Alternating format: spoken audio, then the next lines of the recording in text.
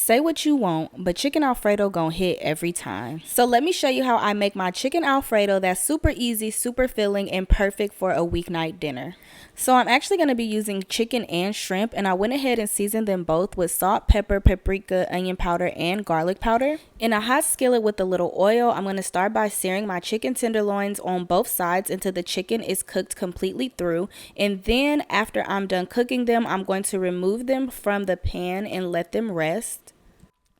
In that same pan, I'm going to go ahead and sear my shrimp for a couple of minutes. They don't take very long to cook.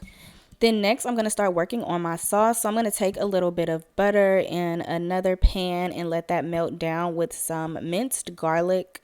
Y'all don't be measuring, just do what you feel your heart desires. I also sprinkle in a little flour to make a little roux and then give it a good stir. And as I'm stirring, I'm going to pour in some of my heavy whipping cream and just continue to stir just to make sure that everything is mixed and well combined. I also like to add a little lemon squeeze, and then I'm also going to start stirring in my cheese. I like to use this Parmesan and Ramona blend.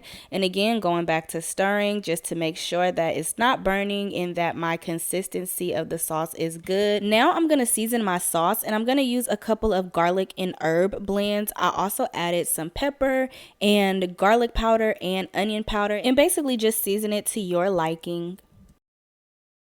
Next, I'm going to add some fresh broccoli florets to give it a little nutritional value, add a little greenery to the meal. And then here are the noodles that I'm going to be using. I purchased these at Trader Joe's and I just cooked them according to the directions on the back. Now I'm going to add my cooked shrimp to that sauce, and I'm also going to add my cooked chicken, which I went ahead and chopped up off camera.